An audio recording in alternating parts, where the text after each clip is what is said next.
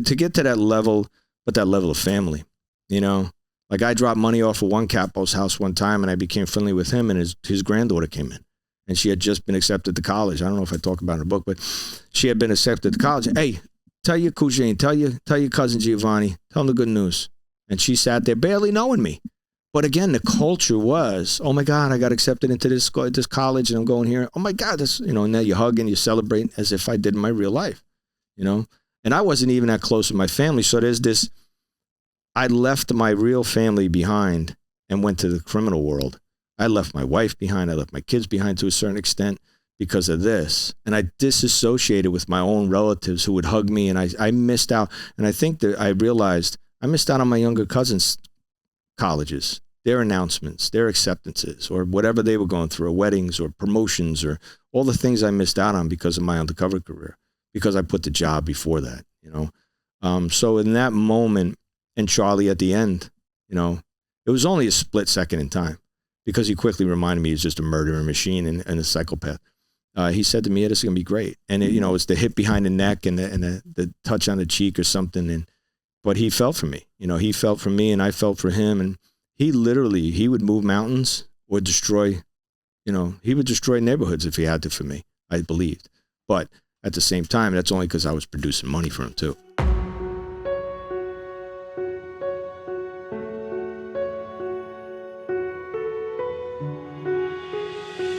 Welcome back, everybody, and Happy New Year. This episode's coming out January 1st, 2024, so all the best to you and your families.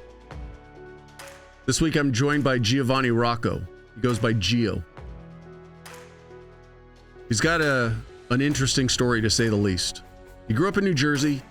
His dad was a tough, no-nonsense cop, whereas the other side, or his mother's side of the family, was connected to the criminal element. But they found a way to coexist.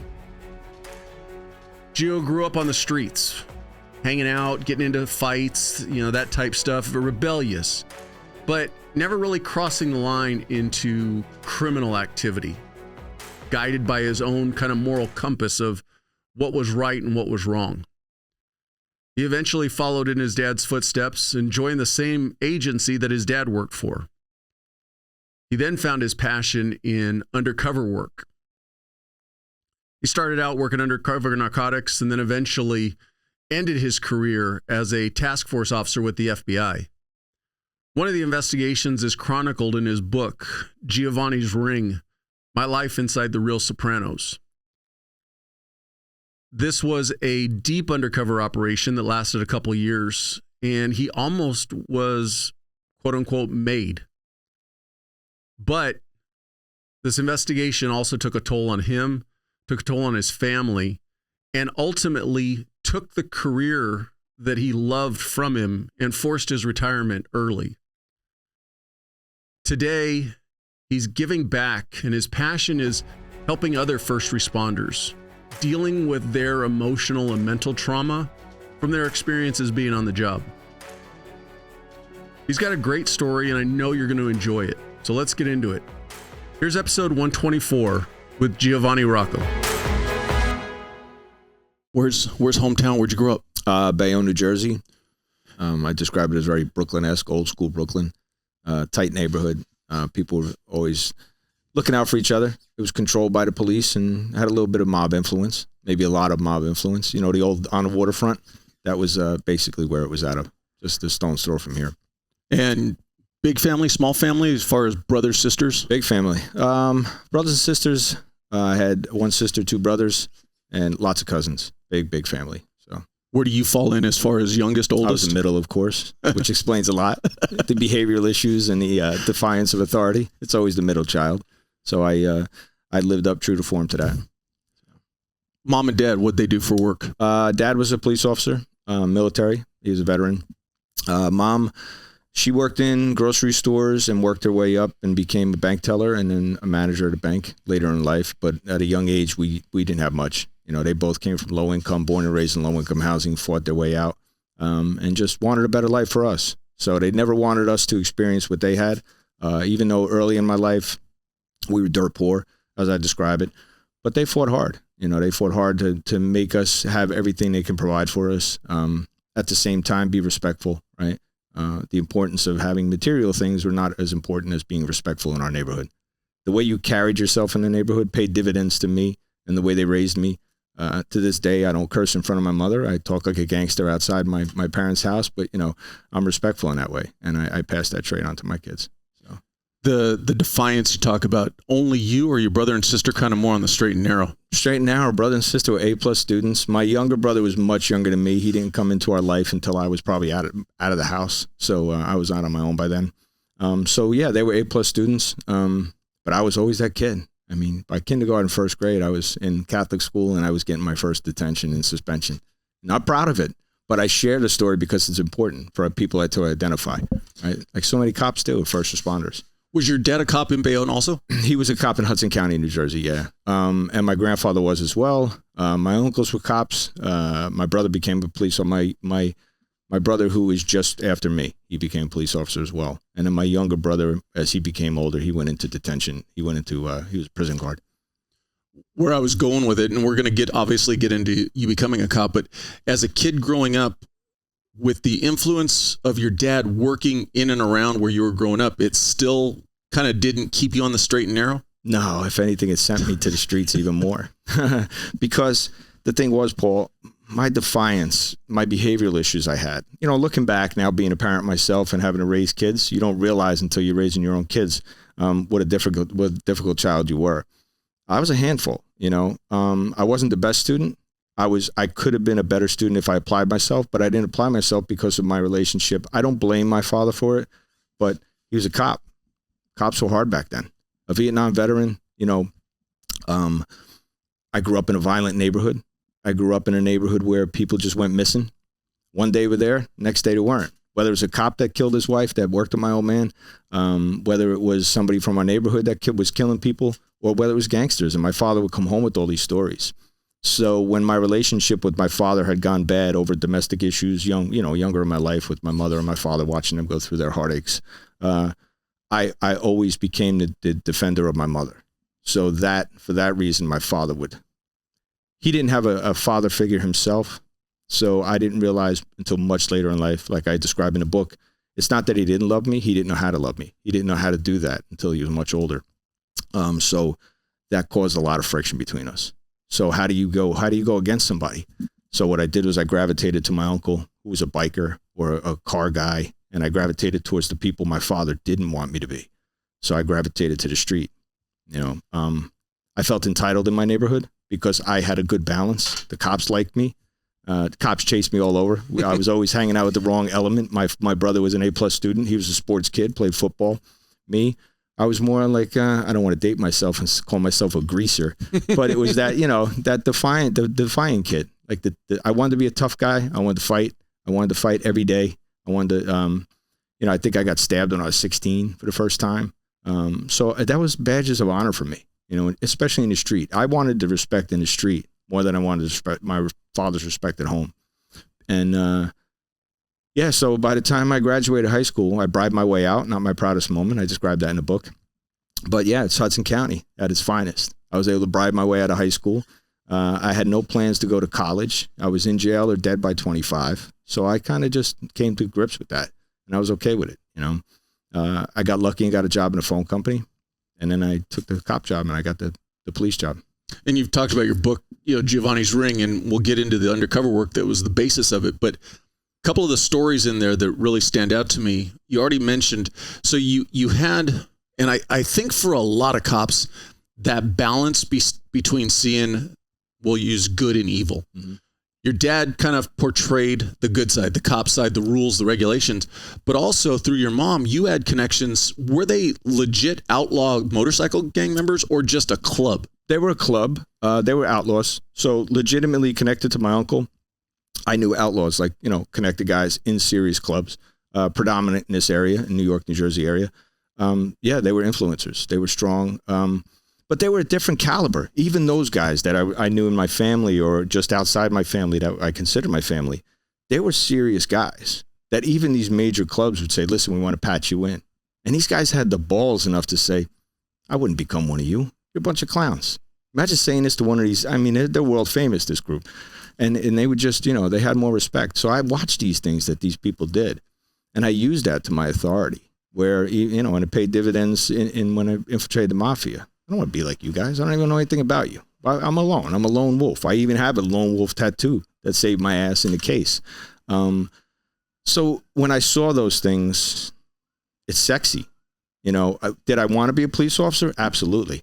I knew the moment I wanted to be a police officer. I watched my father make a collar on the way home from a movie, you know, in Jersey City. And I watched this and I knew the defining moment in my life, but I just realized that's what I want to do. My Starsky and Hutch toys that I had and all these stuff that I would always be the good guys. You know, you play cops and robbers. I'd never be a robber. I'm not a bad kid. But in the street, I fought for attention. I fought because it was not what my father wanted. So anytime I could do it, you know, I was resistant against him at the time in my life. I didn't know how to process it. And when you're seeing these violent things and you're seeing family fight, like legitimately trying to hurt each other, my father would come home with stories of shootouts with the club that some of my relatives were in. And he'd come home with pictures, and I still have them to this day. I went into the evidence and took these photos years later when I was on a job, when they were going to dispose of them. And I collected all those pictures as a reminder of what I could have been. Thank God my life played out the way it did. But yeah, so they were bad guys, but with respect, you know. And that's what I wanted to hit on, because I think that's what really stands out in reading the book is understanding that balance. And I think that what we lose a lot today is understanding that both sides of the fence play the game. Yeah. And they understand that it's a game. And as long as you show that respect, you can cohabitate. Sure. And understand, like, hey, today you're going to take me to jail. Tomorrow you're not going to take me to jail. But did that ever spill over into the family, in the sense that, you know, like you mentioned, your dad got into a shootout with basically family members? Yeah. It would spill over. I write about it in a book, one of the weddings where my uncle married my aunt, and we had nowhere to, you know, my family we weren't of a lot of money. So where'd they have it? They had them in the low income housing projects. They had the wedding reception. So they had a bunch of patched in, you know, it was a sub club of a major group, but they were still serious guys. So, cutting the cake, they got into a big fight, and next thing you know, blades are coming out. My old man was the only cop in the room, and he had to run out and wait for the troops to come. And, you know, my aunt had the sense to bring us into the bathroom and hide us in the old, you know, the clawfoot, you know, cast iron tub. Like, imagine living in this kind of life where it's just survival. You just realized my aunt wasn't a bad person. My uncles weren't bad people. It's just when you're living in that type of violent environment. Imagine my 16-year-old aunt realizing she had to grab all her nieces and nephews and get them into the bathroom and fill the tub up with us. God forbid a round went off. Nobody's going to shoot anybody, right, but people were getting lumped up. So my old man was respected. So there was a fine balance where they knew my father was a good cop. Even the gangsters that I hung out with, the kids, their father were connected or their uncles were connected, guys in the Mafia. There was always a balance of respect. When I went someplace, people would say to me, oh, you're Lenny's kid, you know, okay. All right. What does that mean? All right. No, I'll look out for you. So what is my father, friends with you? No. They just had respect. There's other guys that would say, you know, the years after I came on a job, they're like, you know, oh, so you're so-and-so's kid? Yeah. Oh, here's an extra $100 for working, you know. There was just mutual respect. It wasn't corruption. You know, you can pay me $20 to stand and watch a construction site, what we did off duty. Or when they found out you were somebody, they would say, all right, here's an extra $100 because out of respect. You know, it's that old De Niro, like, you know, the fear or respect. As long as you had respect in the street and you weren't abusive, you didn't, either side of it, the mob or law enforcement, whoever abused their power were not respected by either side. But those who respected it, and you came to us and, you know, my old man, I remember he stopped a guy in the middle of the night. Guy had tattoos, love and hate. And he's an old hitman. And it's probably the only time I have ever seen my father speak about fearing somebody. Like 2:00 in the morning. He said, yeah, I stopped this guy, and the guy's name was Moose, Johnny Moose. And he's with the Genovese family. And it was 2 a.m, he stopped him.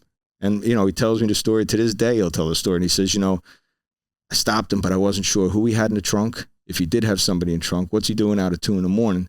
So my old man and his partner back in the 70s, they just pulled a gun on him. He's like, so what'd you stop me for? He's like, what are you doing out here at 2 a.m? You're by yourself. It's like, hey, you're not going to need those guns. I'm not going to hurt you. Well, we don't know what you're doing out here, you know. And they come to find, I guess they were sitting on something. They knew a guy was going to get whacked out. And there was just a mutual respect, you know. And John's like, I like you guys. I would never hurt you. oh, we would never hurt you either, but let's be safe. It's just, do you understand the kind of respect I'm describing? It's the tap dance of life. It's the subtle give and get respect, right. Give and get of the moment. It is. And somehow in this area of the Northeast and New Jersey, Newark especially, you just had so many people crammed into a small area that you had to have that balance, right? We didn't go into the suburbs. You didn't have what you have nowadays where people leave the city. We all lived here. We all survived and thrived here. So no matter what your culture was or your background, you had to have that respect. And if and it's not to condone corruption, but there's that level of, if the cops couldn't take care of it legally, and it was a child got hurt or somebody got abducted or you had a sex offender or something back in the day, that's how it was. Like if the cops can't clean up the mess, then the other side's going to take care of it. The neighborhood will get them, and that's how it was. Well, and you've already talked about this a little bit, but for many of us who came to this side of the job, albeit one bad step early in our life, we could, because I think that's one of the things that makes for good cops is those who, and we've talked about this, those who get close to that line and can have the empathy for those playing on the other side, but we get real close. Sure. It's just maybe, like you said, you knew as a young kid you wanted to be a cop. Mm-hmm. But you were butting heads with your dad. You were butting heads with that authority. So even though you were close to that line, I'm sure it still kept you from really stepping over. Oh, absolutely. And so, yeah. But staying close to it allows you to better operate in it than, like you said, some kid who grows up in the suburbs who never interacts with it, right? Doesn't understand. And I think for a lot of people, they don't get the meaning of respect. Mm-hmm. It's a powerful tool that can make your job easier or can make your job really hard. Sure. And I've seen plenty. I've seen so much corruption, political corruption, police corruption over the years. You've heard about it or whatnot, generationally. But I knew there's a fine line, but I'm never crossing that line. I knew as a kid getting into fights in the street, I was never going to pull out a gun. I might have played with a gun or flashed a gun or did whatever stupid things we did as kids. We fought with bats and sticks and knives and chains or whatever back in the days. But I knew I wasn't going to hurt somebody. I'll show up to get you back or whatever, but I'm not going to cross that line and really put damage on somebody, inflict bodily harm unless it was brought to me first, very much like police. But my morals were there. The moral makeup that was instilled in me, I knew, and I knew that defining moment hanging out when I was 17, almost 18, hanging out with the kids that I hung out with. One of the guys introduced some kid from Jersey City, and he was a bad egg. And I knew from the minute his character, his makeup, his morals, horrible. He came from a criminal family, criminal background, and he came up with this bright idea, we're going to make a ton of money, moving stuff out of Miami to New York. I said, well, that was my defining moment. And I walked away at that moment and said, that's not what I'm in this for. Like, you want to street hustle and you want to fight and protect each other and stand up and be the men that we were taught to be on both sides. I'm with you all the way. But when you start breaking the law, I'm not in for that. I'm not in for a penny, in for a pound on any of that. So when I stepped away, I cut ties with all my friends since second grade. And a lot of those guys are dead or in jail or they're long gone or just live a life of misery. So somebody was looking out for me along the way, without a doubt. Whether you're a religious man or not, you start to realize when you look back in your career, how blessed you are and how man plans and God laughs. Like somehow he's got some other plan for you. I never knew what the plan was, but looking back now, I see it. Looking back now, I see, okay, this is why you put me here. This is why you put me in this event and experienced this as a child. This is why, money didn't drive my train. That's why I knew a lot of guys would say to me, even my own department, when I went on loan to the DEA, I made a good life for myself and I made a good life being a good undercover. I started to dress differently because I was making good money. I made good investments on my job, which my mother and father taught me. So as my bank accounts grew over the years, legitimately, guys would say to me, so what's with all the Banana Republic shit you're wearing? Like, you must have stole a lot of money from the DEA when you were there. They'd literally accuse you. And I'm like, no, why would I wouldn't even think about taking an extra penny, because that moral makeup was there. There was no temptation. By the time I was done, imagine, I was living in Vegas, in an asset in Las Vegas. I was living in New York City in an apartment. I had all these different lives, boats, planes, my box, Maseratis, whatever I wanted. diamond encrusted rings and watches and all kinds of crazy stuff. I never let that go to my head. It never, because I knew mentally that was the line in the sand. That's the bad guy uses that stuff. The Giovanni Gatto, he uses that crap. Like, he lives that way. Giovanni Rocco doesn't live that way. I'm true to myself. So there was never any temptation. But again, you talk to all these older guys and things are different back then around here. Some guys were openly corrupt. Well, and I think that goes back to, like you talked about, and we've already discussed this, you got to see a lot of that lifestyle growing up, so it wasn't completely foreign to you, whereas if you'd come into it with no idea what that's like, and all of a sudden now you're completely immersed in it, the FBI's throwing money your way going, hey, go do what you got to do. I could see how quickly could corrupt somebody else. Yeah, it could easily corrupt somebody else. Or they lose their identity, right? If things are miserable at home, I've seen that a lot. Things are miserable at home. As a young cop in my first marriage, in my relationships in my 20s, I wasn't the most faithful human being on the planet because I bought into that. I bought into the immaturity of being a cop. I bought into the persona of the badge and the gun and the draw and the handsomeness and the attraction it brought from the females, from the opposite sex.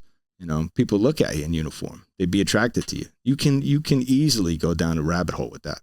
Same thing with undercover work. When you're working at this level and you become the focus of everything. Imagine, FBI guys work their whole career and never get a phone call from the director. Our unit, we used to get a call every Monday just to let you know, like with certain directors would say, hey, listen, I heard about the work you did. Good work. Keep it up. Shit like that can go to your head easily if you allow it. But it was the things that my old man would say to me along the way, his experience. Be careful. He'd always warn me, be careful, be careful.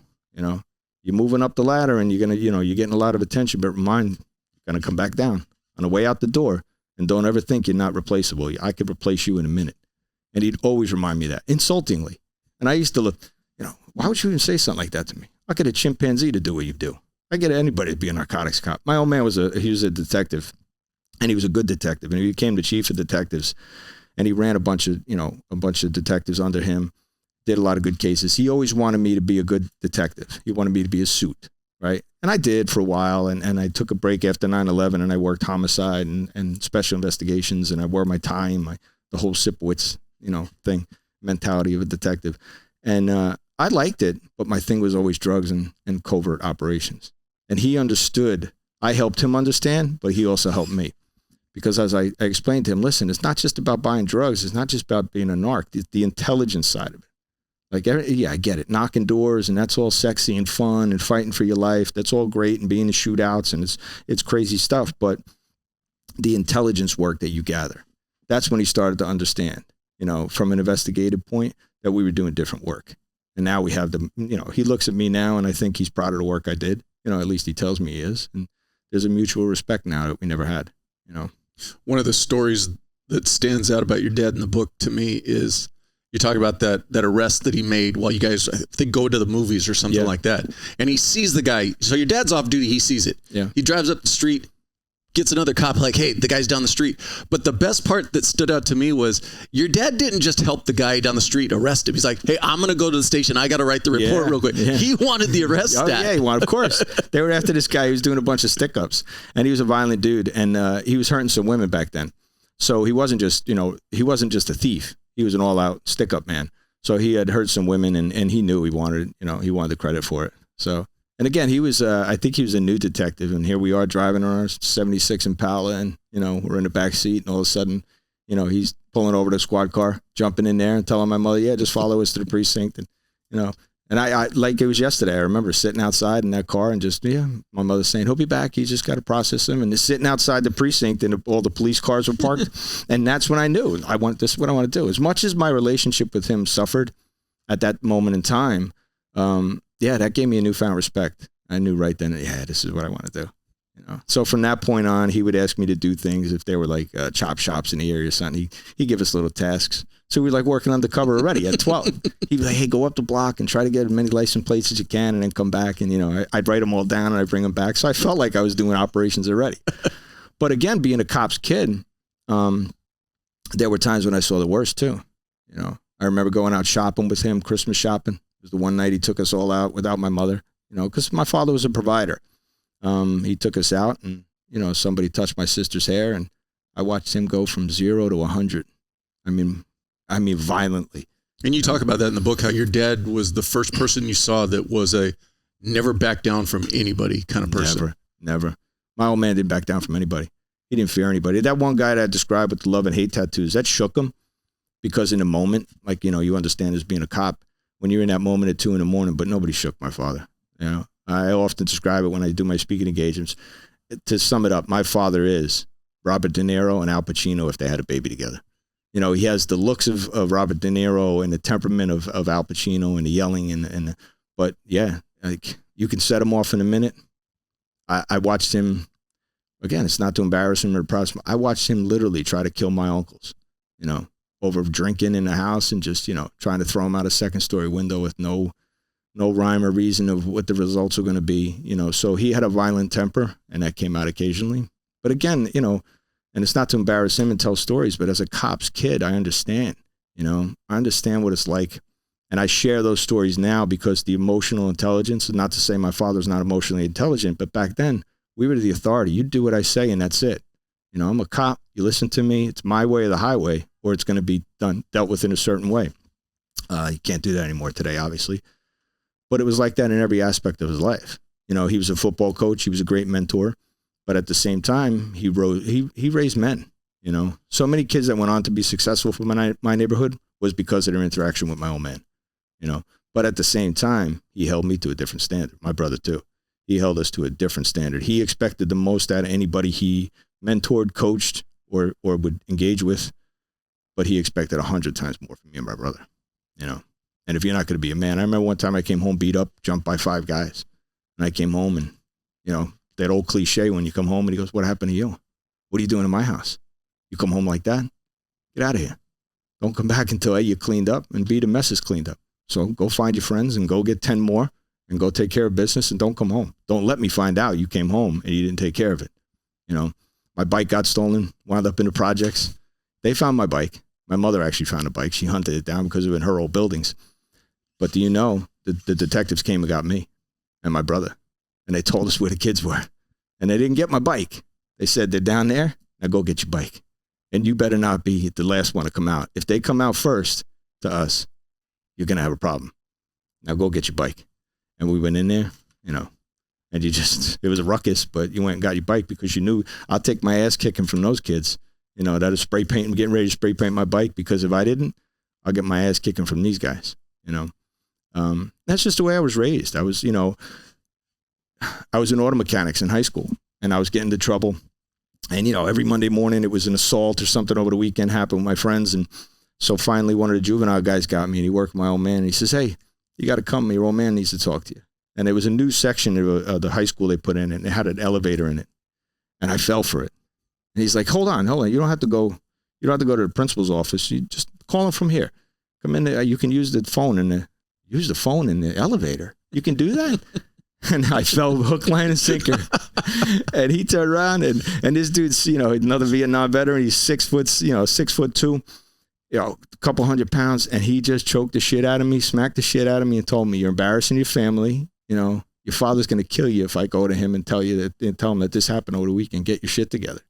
And that's the kind of way I was raised. And when you hear it takes a village, if you were raised in Bayonne, New Jersey, you went one or two ways. And most of the people from Bayonne, 90% of them, you know, became very successful in everything they did. You know, you had the likes of Chuck Wepner, the Bayonne bleeder, you know, who was the inspiration for the movie Rocky. That's the people that, you know, the inspiration for On the Waterfront, the inspiration for all these, no matter what side of the law you're on. So that's what drove me to do what I did.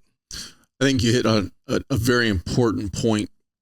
The difference today is that sense of community, mm-hmm. and how the whole community had a say in how you were raised. Sure. And equally important to that, though, is when you stepped outside your front door, you were representing your family. Mm-hmm. Don't embarrass your family. Sure. And all of that, yeah, kids still will end up going off the path. But for the most part, all of that keeps the majority of the people in line. And we've lost a lot of that. We've lost a lot of respecting the neighbor. When Mrs. So-and-so said, "Hey, your kid was, you know, messing up," the parents believe Mrs. So-and-so. Yeah. You know, now it's like, "Oh, what are you messing with my kid for?" Mm-hmm. Exactly. But no, it's, I think it folded into the job. That sense of don't embarrass your family and you represent your family. Don't embarrass this badge. Don't embarrass this uniform. That's the mental component you brought to the job. It was already instilled in you regarding your neighborhood and your family. You didn't dare do anything in your neighborhood. So when you put that uniform on, you represent this department, you represent the members of the city, you represent the people of this community. Don't embarrass us. So you carry yourself in that way. And that's why when there was police corruption or anything I investigated police-wise, I didn't care. If I heard there was a corrupt cop, I wanted to be the one to put the handcuffs on him. And in my day and age, that could be looked upon as being a Serpico, being a rat. It's not to say the whole system is corrupt. It's not. But when you're not like bleeding blue or you're going to dare, oh my God, you're going to do one of your own? Dude, he broke the law. He's not one of mine anymore. You know, he doesn't belong in his group. He doesn't belong wearing that badge, that uniform. He doesn't have the authority. And then you strip him down. So some of the best work I ever did, the gangsters, the criminals, the cartel members, or the spies in the world that I lived in my career, yeah, they picked a side. So when they got caught, they owned it. They wore it, and that's it. You know, it's catching, you know, it's like a game of tag. When it comes to law enforcement, you took the same oath I did. So I always gravitated to guys that were investigating dirty cops I took pride in it. Like I went above and beyond to really make sure they got arrested and charged with every possible charge they can get, you know. So in the book, you talk about how when you came out of high school, you took a cup of coffee job with the phone company, and people can read about that. What year did you come on the job? 1990. And you talk about in the book how it was kind of like, you really didn't go looking for it. It kind of came to you, and you almost lost it because of your attitude. Because I guess I'll do it. Yeah, sure, why not? I'll give it a shot. You know, you don't want to say that to a chief. I wouldn't recommend that in an interview. Any interview, it doesn't matter, law enforcement or whatever. You don't want to just show up. Sure, yeah, I'll give it a shot. You know, but again, I was blessed, right? I had a good job in a phone company. I was making more money in a phone company in 1988 and 89. I was making dough. I mean, the money I was making in overtime. But again, it was my addiction to adrenaline because I wanted to work in Newark, Jersey City, whatever, any areas in New Jersey, New York. I wanted to work what they call combat zones, 2-man areas. And you've got some good stories in the book. Oh, yeah. Interactions and. Oh, God, the things I saw there, like, you know, crimes and drug dealers and how to navigate through it. Yeah, there's so much I learned. But again, it was always setting me up for something that was coming next. So I was there. I had a great career, and I was dedicated to do it for 25 years, and I probably would be much better off financially if I stayed there. And I committed to it. And then one day the old man called me up, and he's like, hey, they're going to give it a cop test, you know. You really think I could do that? I don't know. I'm good here where I am. I'm lucky to have made it this far. I'm supposed to be dead or in jail. Like, you know, I'm good. And then I gave it some thought, and I was like, you know, I want to do it. Because it's still in that flame was still burning. That fire was still in my belly. You know, I still have my note from my guidance counselor telling me I'm worth more, I can be more. My parents, you know, all the things that he wrote to me. And I also had a 8th grade summer school essay about what I wanted to do in my life. I wanted to be a police officer. Why? The reasons why. I still have that to this day.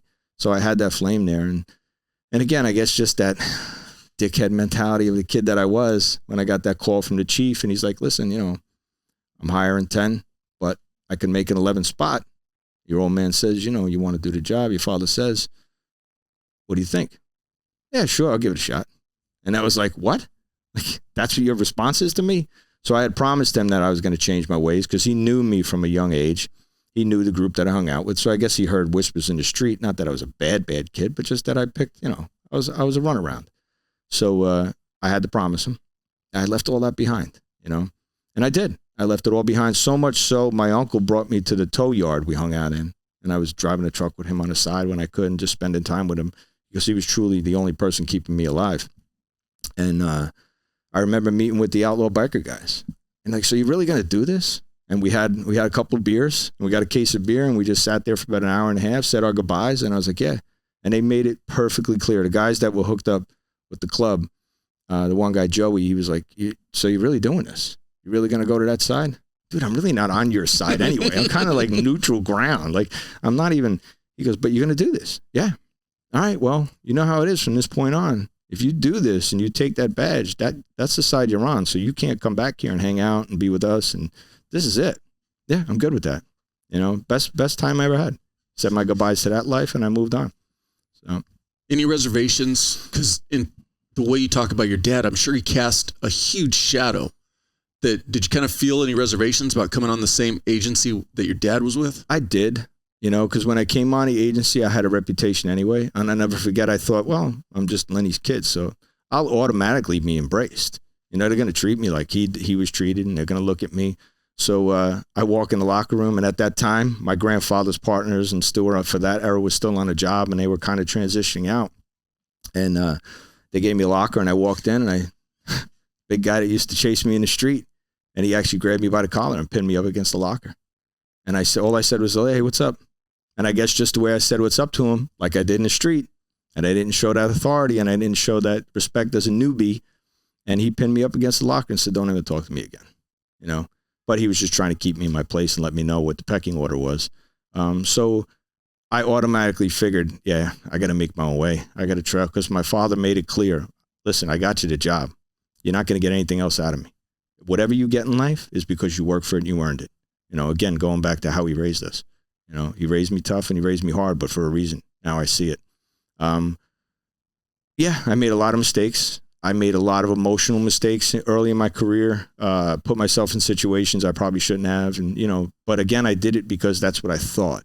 The knuckle dragging, the door knocking, and, the thug I wanted to be known in the street when my car pulled up. When I pull up, listen, you see my car pull up, you better get right. You act like a jerk, and that's the way my father was. He was, I went into the ghetto, I went into the low income neighborhoods, and they would say to me, man, you're just like your father. You treat us with respect. So we give it to you. There's been times I've been saved when I was fighting guys in the projects, that guys that were criminals would come in and save my ass because they had respect for me the way they had respect for my father. So, but I had to earn that. That wasn't given to me. I had to earn it. And I had a lot of slip ups along the way. I wanted to be embraced into the brotherhood. I thought it was given to me as a rite of passage. So I thought, there's a level of expectation I had where, I'm Lenny's kid, so you're going to treat me as such. There were times when, I was out drinking and did some dumb things. And, I just thought, yeah, we keep the bars open late. We could do whatever we want. We could do some dumb shit out here in the street. We come over to New York, after bars close in Jersey. Cops didn't close. We decided when you closed your bar. If we let you close it, it was weird times. So you can see, the addiction, you can see the alcoholism. And I was starting to go down that path for a while because, again, I didn't have the emotional intelligence that I had later in my career. As a young cop, I thought that's the way I had to fit in, be around these guys, and I had to be one of them. It took me a long time to get away from it. And then I messed up along the way. I messed up relationships. I messed up family. I messed up a lot of things. And I remember there was a time when I screwed up one night. My old man came to my apartment to clean me up and get me right. And I had just said to him, man, I don't see, he's asking, what's going on with you? What's the problem? I said, what my problem is? I'm turning into you. And I don't like the man I see in the mirror because it's you. And I don't want to be you. So that was like a defining moment in both of our lives where, we grew together. We were apart for so long, but that was that embrace. It wasn't the badge. It wasn't the job. It wasn't the law enforcement. It was that moment in time when I realized I don't want to be like you. I don't want to have kids and do what you did to me. It's got to be a hard thing for some parents to hear. But today it allows me to share those raw stories. And hopefully these cops and these first responders, if they hear me tell my story, because I speak not as a police officer, I speak as a spouse, I speak as a grandson, but I speak as a cop's kid. And I speak of that the transference of trauma that my old man brought onto me that I didn't want to put on my kids. But in some way, shape, or form, you really can't help it. It's going to happen. But how do you balance it? That didn't happen until much later in my career. So early on, you got loaned out to DEA to start your undercover work, doing narcotics. At that time, was that something that your agency routinely did, or was that kind of a new thing? Now, going to work for DEA. Task forces weren't a thing at that time. So you're talking early 90s. I mean, if you had a homicide or something like that, but your AOR, your area of responsibility, whatever department you were in, Hudson County is made up of all these different cities. Well, if I was a Hoboken cop, I never went into Jersey City unless Jersey City was doing a joint operation or something.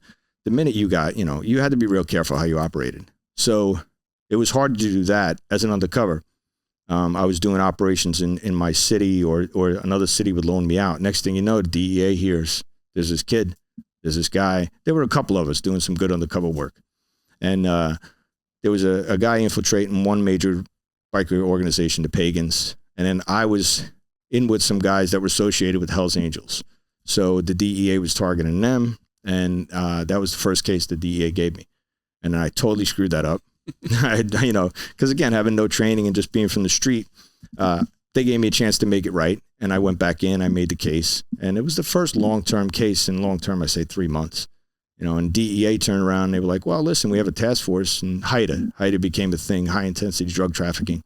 And they were doing their thing at the time in the early 90s. And then they gave me a shot. So I had gone to the task force after working some undercover stuff.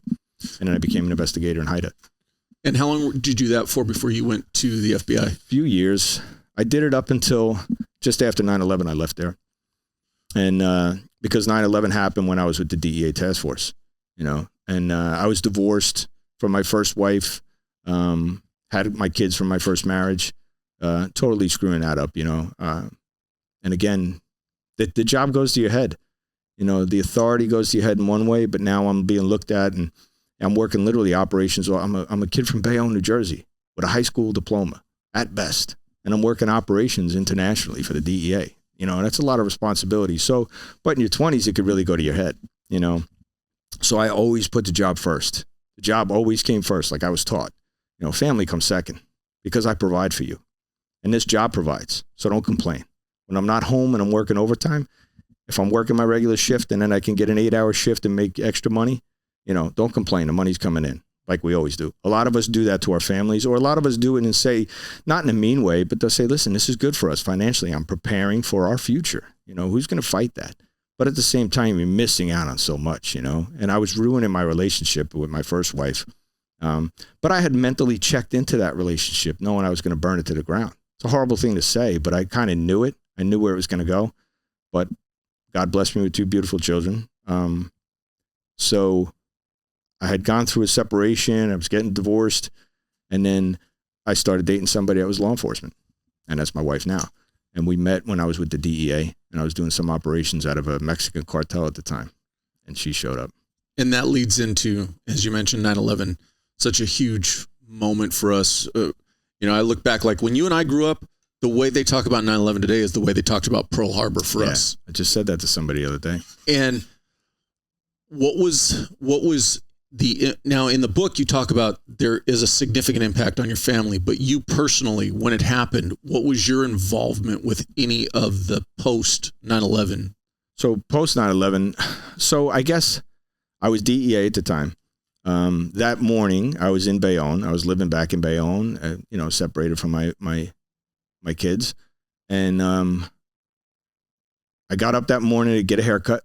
I went down to the barber who cut my hair since I'm 5 years old and sat there like I got up early. I went down there. I was his first guy before he opened. He turned the TV on. And next thing you know, the 3 of us looking at it. And so the first building had been hit. And as I'm sitting there, I'm processing it. Second one gets hit. And I was like, you got to finish up. I got to go. This is going to be a busy day. I don't know what the hell's going on, like everybody else. So by the time I got in the car, it started setting in. It was a terrorist attack. So you can only imagine my office was in Newark, New Jersey. So I'm in Bayonne at the time. So it took me no time at all. By the time I got my stuff together, stopped back home, grabbed all my stuff, knew it was going to be a long time. God knows when I'm coming back home. I didn't know. I knew it was significant though.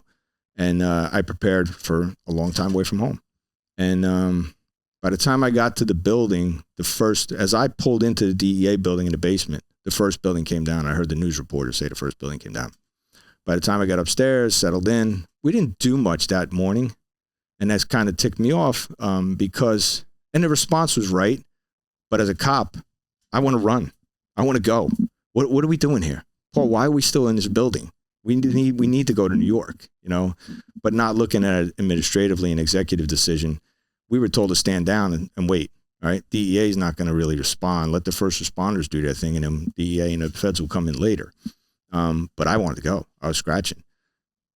My wife at the time we were dating, she started calling me up and she was like, look, I can't locate my father. Don't worry about it. Listen, your father's, he's a high powered law enforcement officer. Don't worry about it. Wherever Giuliani is, not knowing where Giuliani was at the time, I didn't realize. I said, look, let them stand the command center up. I get a phone call because all the lines went dead. All the mobile phones went dead. Cellular towers went down with the buildings. So landlines were everything. My old man called me and he was in a panic. He just wanted to know where I was because again, as a cop, he knew that's where we're going. I could stand around my thumb up my ass.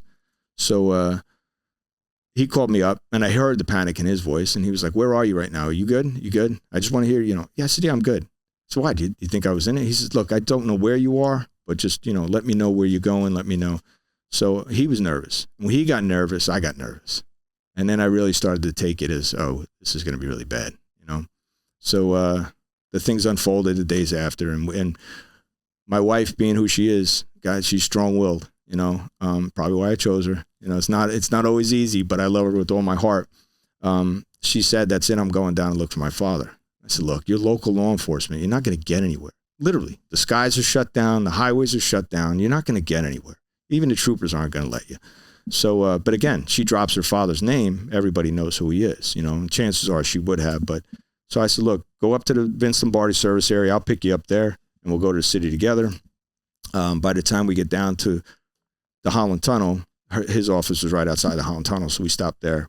And then I realized, oh shit, this is really bad. And I saw some of the folks coming over from the New York into the Jersey side.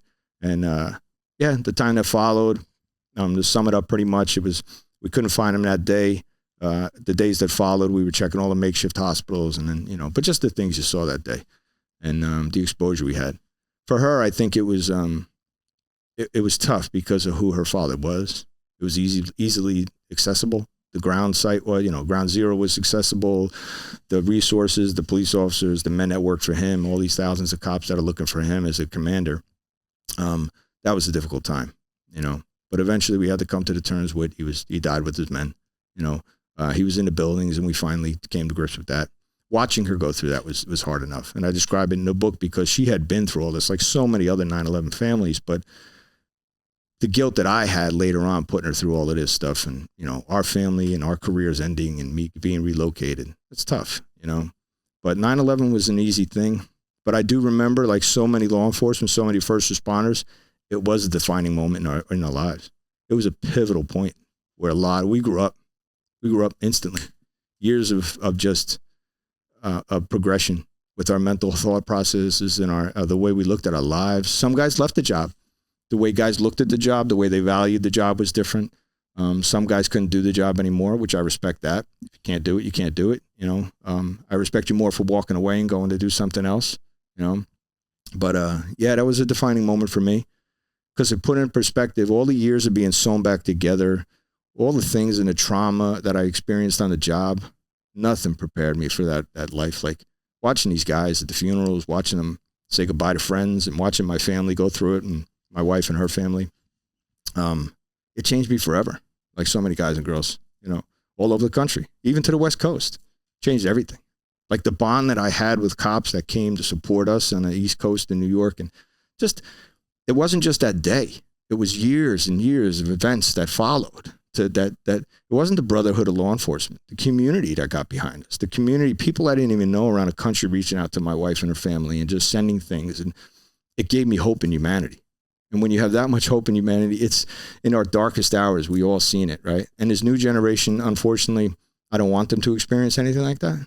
But unfortunately, I think it's going to happen, totally different subject. But it is a defining moment and it brings us all together. And we all say it goes back to the neighborhood. But after 9/11, that was how many years after I was a kid? That old mindset of the neighborhood and community and sense of really protecting each other. It didn't matter. You didn't see anybody for the color of their skin or who they were. We were all bonded together like it was in my neighborhood as a kid. And, I think I was drawn to that. And that now changed everything with me. It changed the way I looked at myself, what was important to me. So when the DEA, just after 9/11, they gave me all the time I needed. And we did a lot of good investigations afterwards to find the money. We did a lot of money investigations after that with Al-Qaeda. I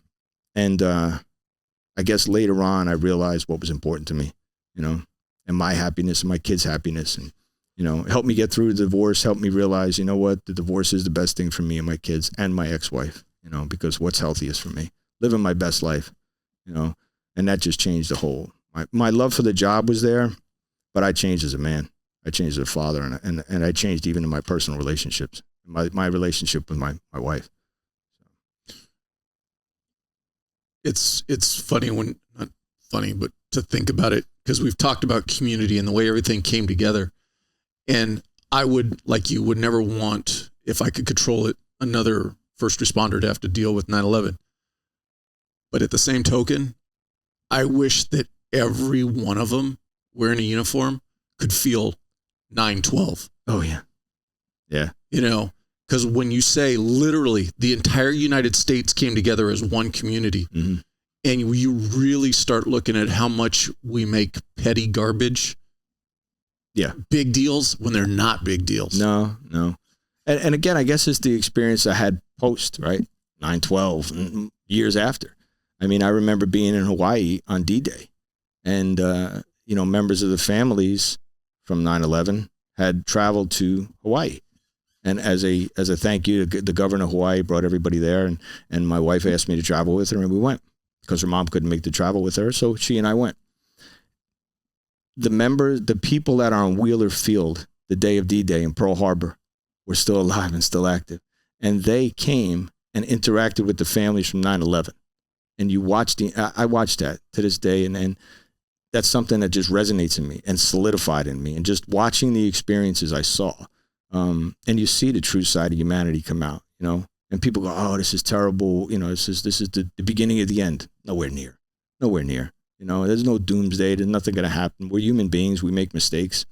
We all come together, and when I saw those things happen, it gave me faith in what I was doing with my job and completely changed me as a first responder, because again, that empathy was there.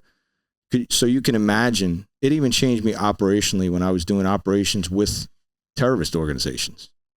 They're responsible for killing people like my father-in-law and the people that I watched die in these, and be dug out of the rubble here.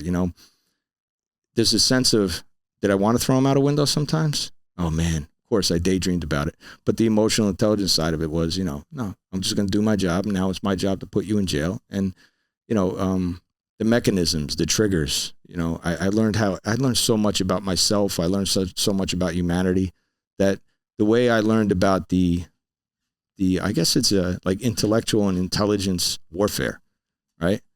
I really learned what it was like to watch SEAL teams and watching special forces guys and helping guys train, not that I was one of them, but we helped them a lot after 9/11 to prepare for urban combat.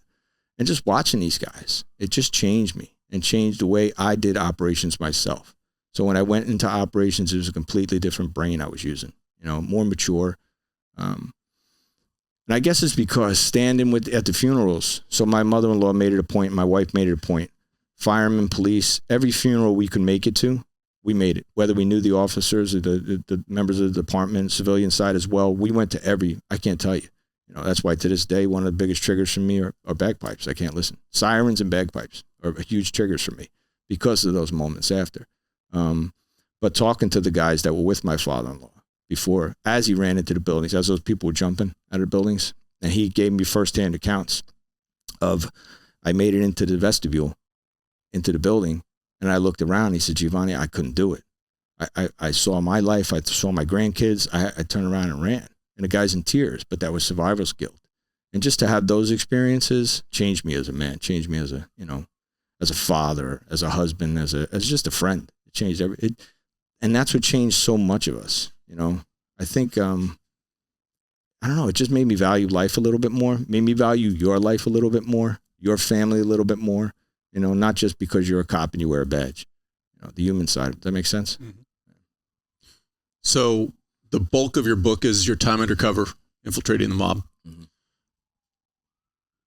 Talk to me about just the initial jump into it, because you went from DEA to being a TFO with the FBI. How did that transition happen? So working cases, working the passion for the job, the Bureau, I always worked cases with them along the way. We would do joint investigations, but then eventually they saw what happened was I was doing some kind of organized crime thing, not necessarily Italians, but I just went and did a quick, I really, a little bit cowboyish, I wanted to know what they were doing inside a tanning salon. So I just parked my car and I go, all right, I'll be right back. I walked in as Giovanni Gatto, and, I was in Staten Island. I walked right in and I did this. And then next thing you know, the Bureau's like, I got a guy who runs an undercover unit. You need to talk to him because you've been doing this stuff forever. I'm like, dude, once they find out I'm from Hudson County, the FBI automatically thinks we're all corrupt, right? That area, Hudson County, is just, we have a stink on us. So the Bureau is not going to want me to work for them. I met the guy, and I talk about it in the book. And when I met him, there was this common bond between us, and he saw something in me. He's like, you know what? I run a school, but I don't know, dude. You've been doing Undercover for a long time. But again, 9/11 changed me. So I was like, yeah, but, and I call him Pino in the book. I said, Pino, listen, I've been doing this a long time. If I train some new guy to do undercover work, or I bring him out operationally, and I go and I ride out into the sunset and I retire, now I'm sitting on a beach somewhere, and I find out this kid I trained winds up getting killed, and he got killed in an operation. I have to carry that forever. I don't want that on me. So if you can teach me this art, I would love to have any training I can. I don't care how long I've been on. So I went in with all this experience, and they said, all right, listen, we can tee you up for this class, but you got to do a background, you got to do financials, you got to go through it, just like you did when you got the job. You got to go through psychological battery tests. I said, yeah, listen, I'm all in. So they gave it to me, and they gave me the chance to do the school, which was completely insane. It's, I can't describe it because it's tradecraft, but I try to give the readers a glimpse of it in the book. But it was crazy. We had special forces guys from the military and other agencies and other, countries come in and, oh man, you guys are crazy, like the way you do it. But they made it so realistic. They wanted you to understand what you were going into, and it's not like police work where you had a SWAT team outside. Not every operation is like that. So a lot of things we did, we didn't have backup. I just had you on the outside in case I needed something. What were you going to do? And you call the division, and you call 911, and you ask for help. We operated a different way. So everything was, you had to have a certain level of training. So again, that really paid forward to me, because all the trauma that I was carrying, in order for me to operate as an FBI undercover, every 6 to 9 months, I had to go for a mental health check. So imagine telling that to a cop every 6 to 9 months. You're going to do a physical and a mental health check. They would run to their unions and fight it. You're actually reading my mind, because that was one of the things I wanted to bring up, was because you don't discuss that aspect of it in the book. As a general overview, so that people go read the book, the total operation was a little over 2 years, from 2012 to almost 2015. Yeah. And you basically worked your way all the way up to quote unquote being made. And then there was the ask for you to kill somebody that kind of brought the operation to an end. Mm. The areas that I want to focus on were, you've already kind of touched on it. You talk about, you're basically, because starting out working narcotics undercover, you go to work that day. You have your hair long, you wear an earring, you're doing some buys, taking some people to jail, but you still go to home at night. This is completely different. Yeah. You're basically living it 24/7, and every once in a while trying to get home to your family. How does that weigh on you, and how do you stay in the game? So in order to stay in the game, I had to be invested in it, right? But I had to be careful. That's 6 to 9 months. Part of that was I had to go before a psychologist and a panel, and I had to go for all these mental health checks. But then I had to sit in front of a mentor, somebody else that was a senior undercover with the Bureau. And he would say to me, so how's things at home? And we sit here just like this. So how's things at home? How's this going? I could bullshit and I could lie all I want to these doctors and these administrative people. But one of these guys that are like me, he see right through me, like I was made of glass. So the worst thing for an undercover is to be DNR'd. Do not recommend.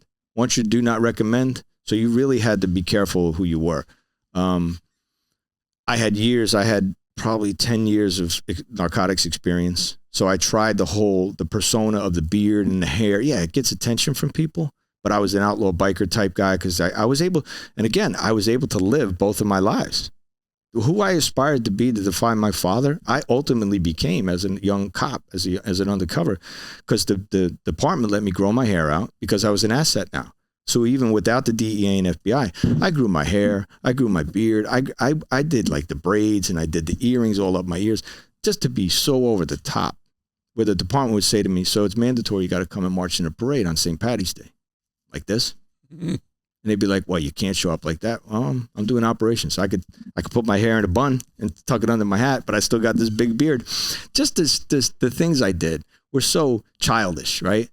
But again, it's that sexiness because, wow, you're not like the others. You're a standout. And I love that attention, just like every good narc does. That's why you get these guys, they get a gold shield and they become a narc. And next thing you know, they were wearing golf shirts and next thing you know, they're wearing flannels and they look like a meth head. There's a sexiness to that, whether you like it or not. But you can go down a rabbit hole. Now put it on steroids. By the time I made it to the Bureau, I didn't have one alias. I had 4 fully backstopped aliases. 4 social security numbers, dates of birth, credit histories, who I was, what level I wanted to be, whether I was a skell in the street with a 0 credit, or I was a guy that owned yachts and planes and I had a perfect 1,000 credit score. I could be anything I chose to be. That is crazy.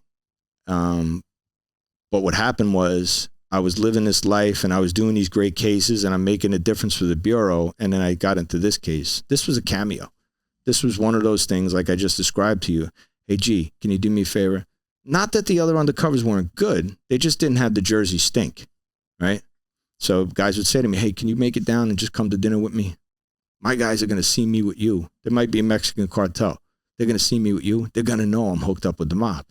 Just be you. Just show up. So I showed up one night for a cocaine deal. It was a drug deal. And I showed up there and just the way I describe it in the book. And I showed up as a kid from Bayonne. I showed up with my attitude. I wasn't putting on an act or nothing like that. And these guys bit. And they went back and told the whole neighborhood back in Elizabeth, New Jersey, where the DeCavalcantes are from, the real Sopranos. Yeah, we just met this guy we were down in Atlantic City. So these guys made up this whole lie. Yeah, we just met these guys from the Bruno Scarfo family. And to us, we didn't care because there's this level of respect in the street. They're not going to mess with us. So if they think we're Bruno Scarfo, that's what the case agents were saying. But at the same time, I was like, you really want to think we're gangsters? Because then, for safety purposes, they might think we're going to rob them or we're going to set them up. So there's this whole balance in the street. But they're like, no, let them believe it. So the more they believed it, and then next thing you know, they latched onto me. And I went down this rabbit hole meeting these guys. And of course, there's a rapport that we built there. They liked me. I liked them. I was easy to talk to. I'm like one of you. I had a lot of stuff they wanted to buy, vice versa. So the relationships were there. And next thing you know, they wanted in and they wanted the money. And then along the way, the Bureau did this, well, let's go after this guy. Now let's go after this guy. Oh, wait a minute. There's a maid guy over here, just got out of jail. And that was Charlie Stango. So there was an emotional roller coaster I was on. But the balance of going home, my wife warned me, being a cop and having done undercover work. That's the one thing that stands out in the book, and it comes full circle. It did. She told you at the beginning. Yeah, they're gonna chew you up and spit you out, meaning the FBI. Yeah. And I thought, and again, I said, listen, I know you're mad at them, and I know, like subconsciously I'd sit there and go, she's just mad because, a lot of people blame the Bureau for 9/11 and the conspiracy theorists. Not that she's that way, but I was like, I get it. But listen, this is like, this is me. This is what I do. You left it behind. You did undercover work. I love it. She's like, yeah, but they're going to screw us. And I was like, what are you being they? They're not going to screw us. But ultimately I realized it wasn't them that screwed us. It was my addiction to adrenaline and the things that I wanted in my career. I chased what I was good at. I go back to, you might be a great homicide cop. He might be a great traffic cop. You're good at what your trade craft is. My trade craft was undercover work. I could have been great at being a homicide guy. No matter what you gave me, I was good at it when it came to law enforcement investigations. But my passion was undercover work. So now, next thing you know, they're looking at me as an asset. The Bureau is. Next thing you know, they're giving me, like I said, $30,000 encrusted Rolex. I would say, yeah, so get me something that's worth give me a ring that's worth like 60 grand. They go down to the Hoover building, find it, pull it out. How's this? Yeah, that's good. I'll wear that. Like, you're wearing all this stuff. They're giving you nice cars. They're giving you boats. They're giving you operation money. You're living at a whole nother level. But you have to realize there's a balance there, right? And it's easy, like when you get promoted on a job. Next thing you know, you got subordinates now. Now you're going to shit on you guys, or you're going to be nice to them. So I got to be careful on how I'm moving up this ladder, the attention that I'm getting from the executive side, the attention I'm getting from the Hoover building. Now remember, I'm a cop. I'm a TFO. I'm not an agent. I'm getting more attention than the FBI agents are from their Hoover building. I'm now a mentor at the FBI school at this point. I went to the school, now I graduated, and years later I became a mentor. I became a pivotal, not that I was running the school, but I had a voice, the way things were run and the trainings and who we were going to pick. And so, they let me in because our unit itself, the Covert unit, was this little, it was inside the Bureau. It was this little hub of just operational geniuses that were literally all over the world from every walk of life. And we truly were like that family, that brotherhood. So I had this family now. And I kind of fed into that. So yeah, it can get touchy. But what happened was, now you give me keys to an apartment. You know, I had an apartment in New York. I had an apartment in Vegas. I had whatever I wanted. I had this, I had that. It can get to your head, you know. But then I got a quick dose of reality when I took a day off one day and I write about it. And one of the gangsters came walking up on me from the Gambino crime family. I was at my daughter's soccer game and it was a little too close to home. But even then, my wife said to me, "This is bad. It's not going to end well for us." Nah, stop it. Because my addiction for this job and my addiction for this adrenaline drove my train, you know, and I had those blinders on at the time. So even with all the training and whatnot, you know, I thought, listen, I'm on Team America. You know, they love me. I'm doing a good job, so I'm not screwing up. But in the end, I almost screwed my whole family over, you know. And for a lot of the men and women on the job that have worked undercover, very few of them have gone to that level. But what compounds it and what stood out to me in the book is, we've already talked about it. You grew up in Bayonne. You were already in and amongst the criminal element as a kid. So they knew you, you knew who they were. You became a cop. You talk about your time when you first started as a cop, you made a lot of arrests. Mm-hmm. Now you're basically operating in your backyard. It's not like you grew up in New Jersey and they had you operating in Texas. Right. What's the day-to-day like for you? Because you talk about a couple instances in the book where people kind of like, wait a minute, I recognize you. Mm-hmm. But I mean, that had to be something that just ate at you all the time. It ate at me all the time. But when it happened, it was, I guess I compare it to, that's what somebody feels like when they're addicted to drugs. When I got in that car, I got in a car one day, and one of the first targets that I started working with, I talk about in the book, Jimmy Smalls. He was the kid I met down in Atlantic City, and I jumped in the car with him, and I met him in Elizabeth, and he goes, "Listen, jump in my car." Well, where are we going? Imagine getting in a car with somebody. But at this level, just jump in the car. Well, where are we going? How far are we going? It's like 20 minutes, 20-minute ride. It's like, well, all right. I get in the car, we're driving. I'm fully, I got my team and I'm moving. And I said, where are we going? He goes, I just got to make a quick stop in Bayonne. Bayonne? Where's that? And he's like, no, real quick. I got to pick something up. That stuff you wanted. So I was buying ecstasy or MDMA. Ecstasy, I think it was. And he says, I just got to make a quick stop in Bayonne. He says, and that's where the guy is. In Bayonne, where's Bayonne? I made him describe it to me, and because I didn't tell him I was from there. And here I am. I'm driving back to my old neighborhood. Now I'm sitting there, and the cruisers start going by, and I know a lot of cops from that city. But by this time, I was so far removed from law enforcement. I'm like, nobody's going to recognize me. These young cops. But Murphy's Law is Murphy's Law. So even when he said, like, just come with me. No, wait here. Go get my drugs.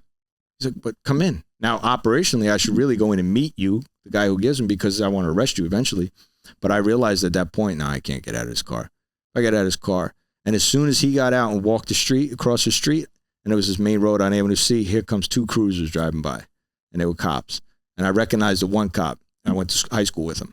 And I recognized the one cop, and I say, thank God I didn't get out of the car. Because that's all it would take. So moments like that happened.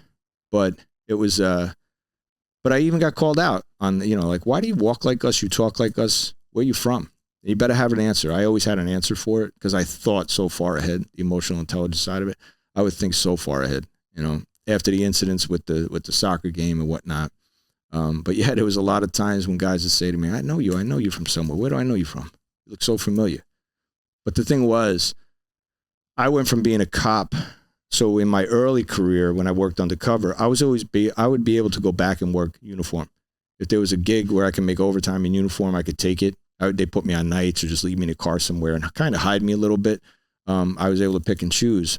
But there came a point in my career, and especially once I was DEA and FBI, I cut that. And there was no going back. So now I literally left law enforcement behind and became a full-time criminal. So even within the Bureau, I didn't have to do casework. I was on a squad. I was an organized crime squad, but only if I felt like helping, because I was pretty much just a full-time undercover. Yeah, but you also talk about it in the book of the rush to get in and get your reports done before the next phone call to, hey, come meet me over here. Yeah. So at the end of the day, yeah, you were fully undercover, but you still had your responsibilities to document everything. But like a good cop does, I got to the point where I was like, I can't keep doing these reports. And I hate like schoolwork, very much like when I was a kid. I didn't like school. So now I got to write a report. I don't want to write reports every day. So I was like, can't you find some young agent? And then finally I found some young guy, I'd say it now, but he kind of listened to the tapes, and, I'd make the tapes. And then on the way back on a plane, if he was flying back in coach, he'd be listening to my tapes I made. And he was like, hey, I did an overview. Here's an overview if you want to read it. I was like, damn, that's my report. I just got cut and paste that bad boy. So, like a good cop, you think on your feet. But it's draining because, and again, I tell my story of undercover work. Patrol, you show up at a crime scene, you process that crime scene. Let's say it's a triple homicide or whatever it is. It could just be a natural death. But that person laying in the bed might remind you of your grandfather, your grandmother. It could be triggering to you, right? It could be just a simple, unresponsive person call. And then you walk in, it's a DOA. And the person's laying there, they're alone, they lived alone. But the thing is, your loved one or relative or friend's family died the same way a week earlier. Now you have to process this. So the trauma is trauma, no matter how you frame it. So I always say to cops, like, look, don't look at my career and go, yeah, but I never did exciting, crazy shit like you did. Like, that's not true. Like, when you had to process that scene, you now processed it, you made good with it, you had your come to Jesus moment, you didn't throw up, right? If it was a bad scene or whatever it was. Now I got to go back to the precinct and write a whole report on what I just saw. Now I might have to become an investigator. Now I got to go to the autopsy that I watched this person laying in their bed. There's so many things that are triggering and trauma and just reliving in the moments, the chaos, right? So I had those moments of somebody pointing their finger at me. That might have been what rose my heart rate, pumped my cortisol through my body, and then I had that adrenaline dump later after that. But it's the same comparison of that officer, that EMT, or that 911 dispatcher having the same adrenaline peak and adrenaline dump. It's identical, So that's what you have to prepare for. The Bureau, when they gave me my training, they didn't teach me how to mitigate it, but I believed so hard in what I was doing that I did my I'm talking 1990s into 2000s. I did my research on breath work. I realized, because when they told me, you have a tick and a tell, the hell is that? You tick and you tell. I mean, they taught me what those things were to look for, right? Like, you're interrogated. When you're a homicide investigator and you go to interrogation, like read interrogation schools, they teach you what to look for, the crossing of the arms, the frowning, and that's all great. But when you're doing undercover work, my tick and tell, when they picked mine out, I was like, well, how do I get rid of it? How do I stop doing it? Like, if my tick is this, like, this used to be my tick. Like, I move my watch. I wear my watches loose. And it was one time a guy said to me, it was an informant. And he goes, is that a recorder? What? I go, no. And sure as shit it was. But, I was like, no, it's not a recorder, because I was wearing like 3 other. I'm not going to tell an informant where I was wearing my device. But I was like, man, is that, so I got to stop doing that. How do you do it? Breath work, mindfulness, controlling your heart rate. What is heart rate variability? What is a vagus nerve? How does a vagus nerve work? I'm not a doctor, but I researched. I would go down rabbit holes, and that's my ADD would kick in. And I'd be like, all right, I got to research this, because I don't want to be a good undercover. I want to be a great undercover.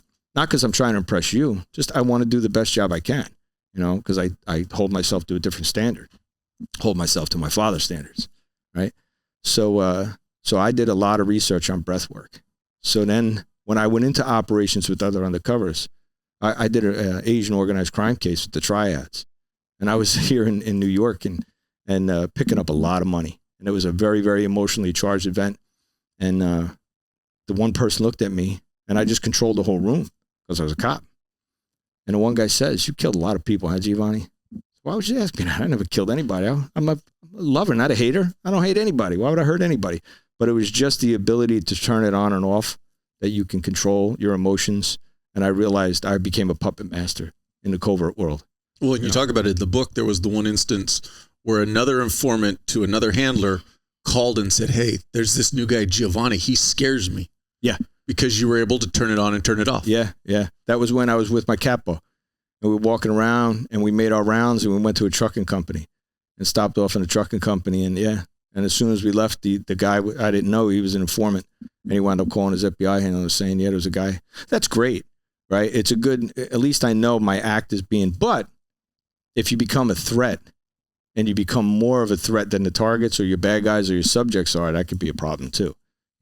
So there's this fine dance you have to do. Well, and I think that's one of the interesting reads in the book, for somebody can see how you turn it on.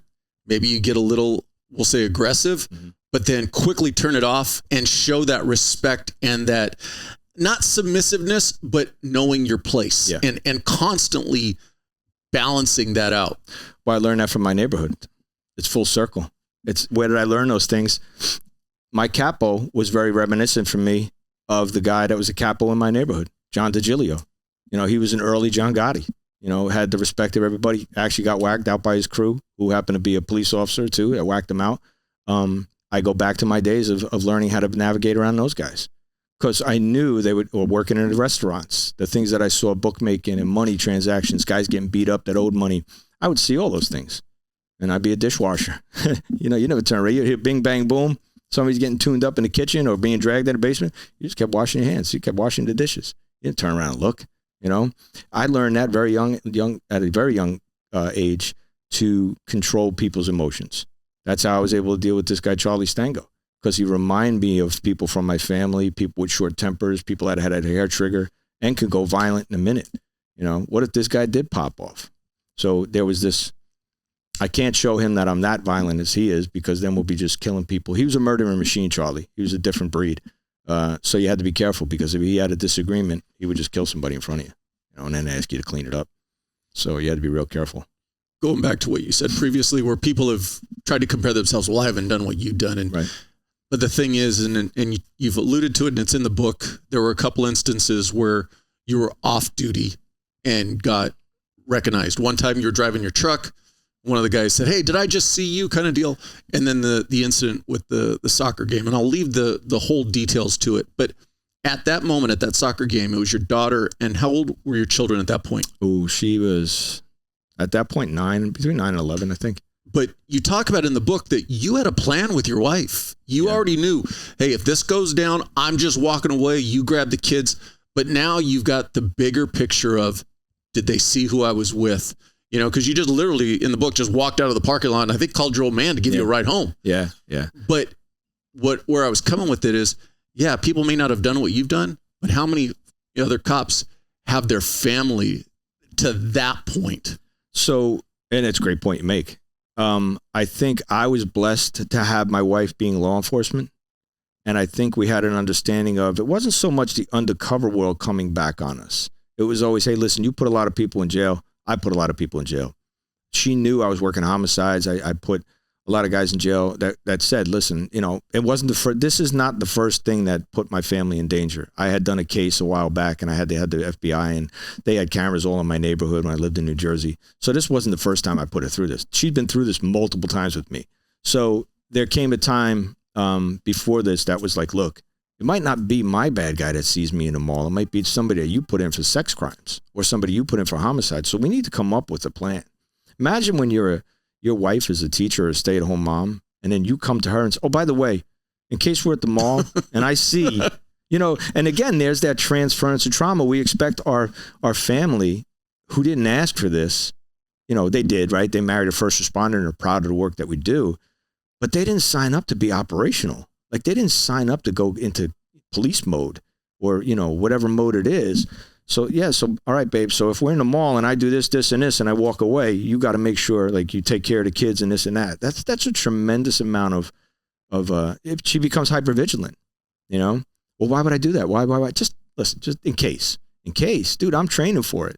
So I never thought in a million years that would happen, but it was so seamless when it did. You know, and thank God the way I describe it, he came up to me. She saw the 2 kisses. That's what it was. Having to do us being from an Italian culture and being familiar with these cultures. As soon as she saw the 2 kisses, she realized Giovanni didn't just see somebody he works with or somebody from the neighborhood. This is bad. So she grabbed the kids and pulled them away. And then eventually she called she called me up, and I said, "Listen, calm down." She was nervous, and I said, "Just take it easy." I said, "Just send my father to come get me." I think the thing that hit me is you talk about how at that point in time, your son wanted to do everything dad was doing. Yeah. And you were very fortunate that for however it happened, your wife was able to wrangle the kids before your son just arbitrarily just ran over to dad. Yeah. Yeah. And he's an Italian boy. So there's a level of entitlement, right? And again, it's that Italian culture. So we raised him to be in a strong Italian culture. So he saw the guys sitting together. So he saw when the engagement, my son was always involved. When he saw somebody sitting down and having wine or espresso or something, he would always sit. He wanted to be with the guys. When he was 3 years old, the guys would get a kick out of him, all the old Italian guys. So there is that fear of, my God, he's yelling. And he saw me and she grabs him and she, no, I'm going to see dad. Thank God this guy never saw her that, or so. Thank God she just dragged them away quickly. But again, I put them in these positions. So from that point going forward, there was no more going out in public. There's no more. And again, it's very much like first responders, right? I can't go here with you. I'm Superman and I'm super cool and I do all this great stuff. I can't tell you about it, but just trust me. It's for your own safety. Imagine putting that much stress on your family. We all do it to a certain extent. So from that point going forward, it was no more public outings for us. If there was, they were very strategic. She would go to the mall. Like, let's say we were going to a restaurant or a mall. Like, she had to walk ahead of me. I'd park and then, and here I am. Like, it's not a positive thing for your relationships either, because it puts a big strain. Even though she was a police officer and a detective, it still put a lot of strain on us. Because now I sit back and go, hey, I'm sorry, I can't drive the kids to school anymore. I can't do the pickups. My situation. So, but you got it, right? And by the way, can you pick up some groceries and make dinner before I get home tonight? It puts a lot. But I might not be home tonight. Right, but I might not make it. I might have to fly out to Vegas. I might not make it home from New York or whatever, Or, if you do, a lot of times guys and girls listening and watching, they might identify. When you pull in the driveway and you're still talking about a case on the phone and you're legitimately talking about investigations you're doing or something that happened on the job and you're just sitting in your driveway, what's that seed of doubt you're planting in your wife or your husband's mind? Well, especially when your spouse is a cop who kind of knows how you could leverage being undercover to your advantage. Right. And everything is negative to us, right? Like everything is, he's out there talking to somebody. She's out there. Who's she talking to? Who's she on the phone? Finds out she's on the phone with the mother. But you blow it up into something so much more that even the strongest relationships, it can take it, it can put a tax on a relationship. So you need to be aware of these things. It's all these things I see now when I look back at it. That was the important part of writing a book. I didn't want to tell my story. I wanted to make it more of a tutorial. But my publisher was like, look, it's a great mob story and people love mob stories. So I hope that I did the right thing, trying to sprinkle in some of it, because it's the exposure that I put on my kids, my older kids and my younger kids. After this case was over, they were separated. They lived within a short distance from each other. Now they're miles apart, hours apart on a plane ride, So it's taken its toll on my wife and myself. It's taken a toll. Even after the case was over, I talk about it in a book where she was like, here I'm going through a process and I'm trying to think, what did I do wrong? Like, I got to get relocated. I got to retire. And there's my sense of, I didn't plan my retirement date. I didn't do like a traditional cop, right? So I gave up my police life. I was a career criminal for so long that I completely disassociated with even the police officers that I worked with for 10 years. My partner, Timmy, who I talk about in the book, I can't even write his last name in the book and give him the props he deserves. He's my daughter's godfather. And I just moved away one day. He has no idea where I was for years. Had no idea what happened to me because nobody could know. So it's all this guilt that you have. But at the same time, I didn't plan my retirement. I didn't say, all right, so what do you think? Let's start planning for it. Let's do this. I'd left the job. One day I was there. Next day I was gone. Well, you basically had the rug pulled out right up from under me. Yeah. I mean, I was in my late 40s when I finally retired. I stayed on for a little bit to prep for trial in case nobody went to trial. But I was staying on just to prep. And then next thing you know, my kids are asking, why are we not going home? My younger one, especially my younger guy, it took a pretty hard toll on him. Why are we not going home? Like, oh, we're on this great vacation. We keep moving from safe houses and they think we're just doing this cool little vacation thing. And then, to any little kid, it's great. And then eventually it was like, even to this day, he's too young to understand or, too young to, I don't want to tell him the full story, and there's a lot of frustration there. Like he'll say to me, yeah, I know. You're going to tell me when I'm older. How long? Hopefully you'll read the book one day and get a better understanding. Yeah, hopefully. And he picks the right side, Two things I want to wrap up with talking about the book. First, 2.5 years into it, you're deep into this investigation, comes to an end. You talk about how you actually cried when you knew that Charlie was going to get arrested. Yeah, I don't know if I cried, but I was emotional roller coaster. Maybe I'm wrong, but I thought I remember reading something where you kind of sat inside and cried. I think I took a moment because inside it was, but But again, you know, you made an investment in this thing. Culturally, it's everything I identified with as a kid. I understood him. I understood the people I was around. I understood the family members I was around. See, the bad guys picked their side. The guys that I put in jail and the guys that get charges put on them, they did it. They get charges put on them because you picked a side. You wanted to be a criminal. You wanted to live a fast life. Whatever your reasons were, you picked your side. You put your family and your loved ones. You know, we're not targeting your loved ones. You put your loved ones in this situation. But now I became one of them, right? The family's looking out for me. I no longer was like to some of the guys. I was Uncle G. Uncle Giovanni. Hey, say hi to Uncle G. Hey, Uncle G, Merry Christmas. You know, hey, did you get the things I sent you? You know, I sent the toys. You know, my guys were taking their kids to New York and bringing them to the American Girl doll store because I told them to. You know, hey, listen, I hear this story. You should take your daughter over to this place. And you know what? Here's a couple of fuzzles. Buy her something nice. You know, no, you don't have to do that, G. Nah, don't worry about it. It's my Uncle Sam's money. Who gives a shit? You know. On the flip side, though, you had high-ranking members asking you to look out for their kids. Yeah. You know, I mean, to get to that level of trust with someone. Yeah. And I think that's why to get to that level, but that level of family, you know, like I dropped money off of one capo's house one time and I became friendly with him and his granddaughter came in and she had just been accepted to college. I don't know if I talk about it in the book, but she had been accepted to college. Hey, tell your cousin, tell your cousin Giovanni, tell him the good news. And she sat there barely knowing me. But again, the culture was, oh my God, I got accepted into this college and I'm going here. Oh my God, this, you know, and now you hug and you celebrate as if I did in my real life, you know? And I wasn't even that close with my family. So there's this, I left my real family behind and went to the criminal world.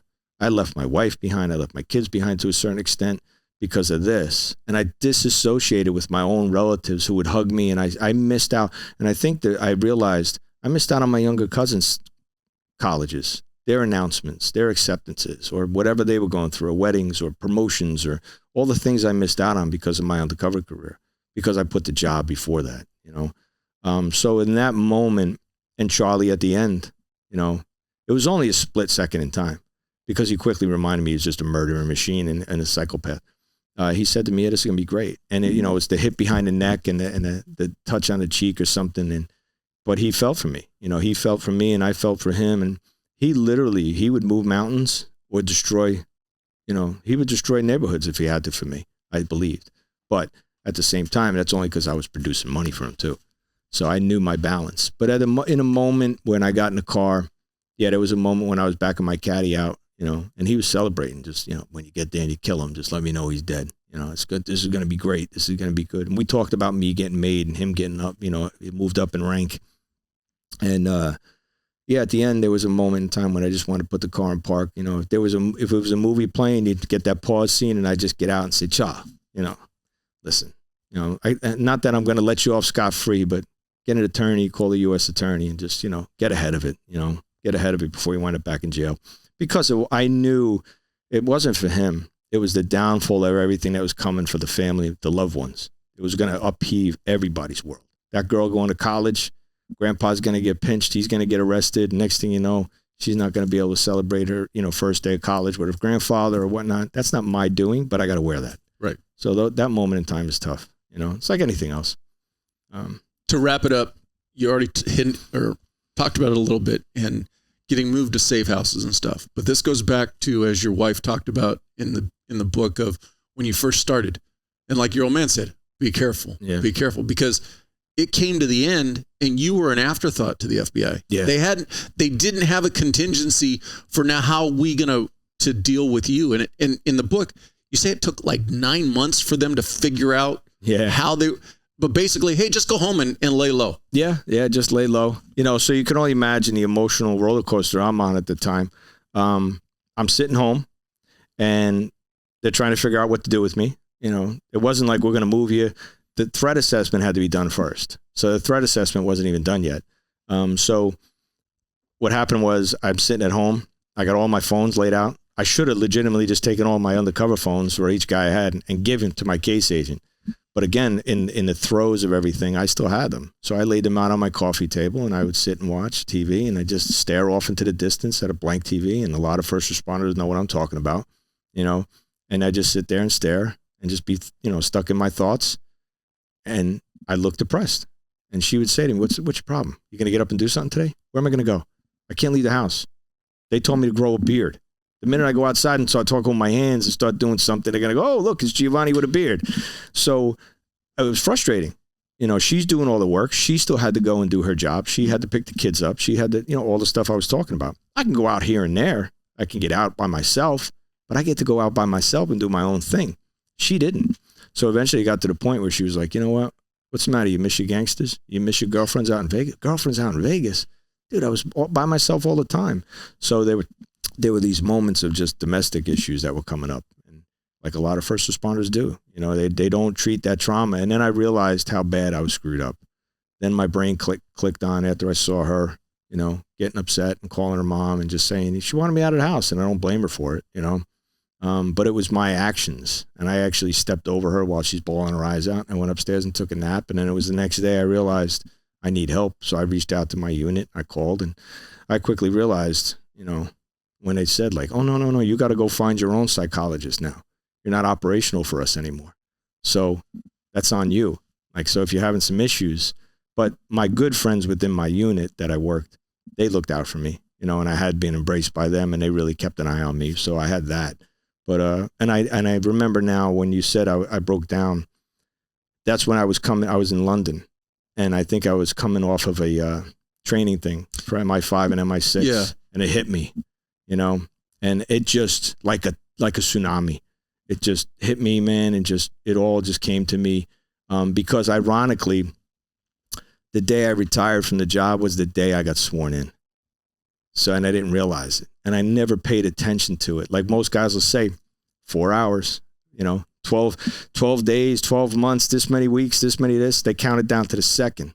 I didn't do that. I just kept myself busy, because after this, with the 9 months, I was doing training for the Bureau.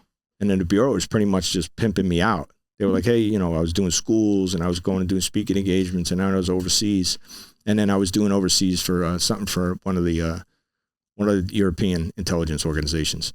And I was doing some training for them in a speaking engagement. And I had to take a ferry back.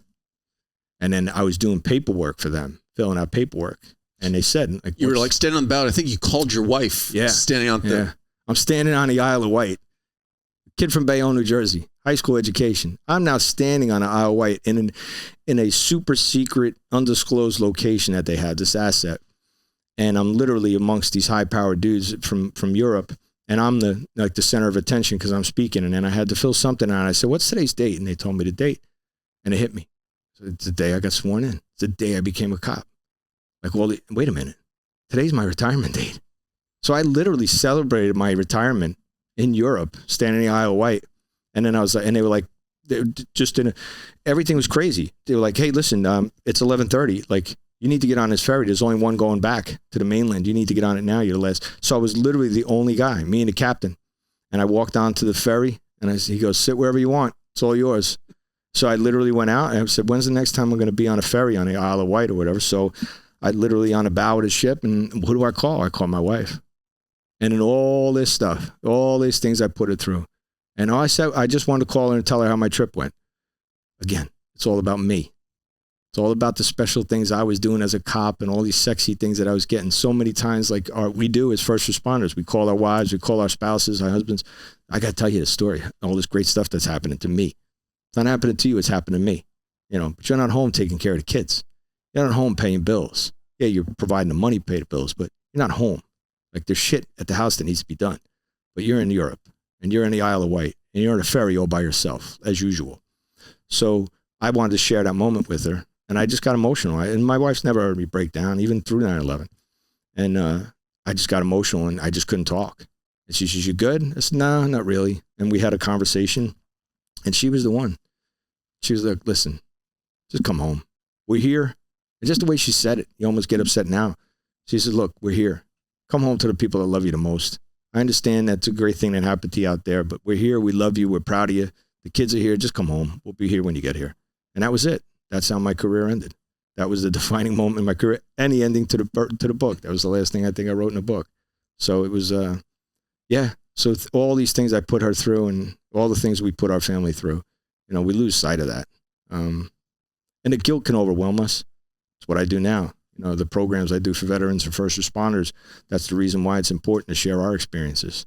So much so we don't think about the guys who retired. See, that's my biggest concern. I could talk to as many active cops and first responders as I want, but who's looking out for the guys that left already? What about all the trauma that they're carrying? So it's important for us in the mission that we do now, you know, the things that we're doing as we transition out. What are you going to do with all this? What are you going to do with all this trauma you carry? You're going to wear it like baggage, or you're going to take it and turn it into a superpower? You can. It could be done. Guys like us can do it. You know, we're not perfect though. You still have your good days and bad days. I know I still fight my wife. I know I could still be a child when I argue, or, you know, my emotional, when I get tired and I'm deregulated, you know, you have to be a little bit forgiving of yourself for it too, you know, because there lies the addiction component. Because let's actually talk about that transition. So what's the company or organization you're with today, and talk about how you got into it and what they're doing? So ironically, I was asked to speak at an event for the IACP, International Association of Chiefs of Police. And there was a guy, he was a police psychologist, and I didn't know him. And he had done a whole presentation on deep cover, undercover. And actually, I think he did his dissertation. His dissertation, I think it was his dissertation he did on deep cover work. So he needed to understand. So he was going to present this at the IACP.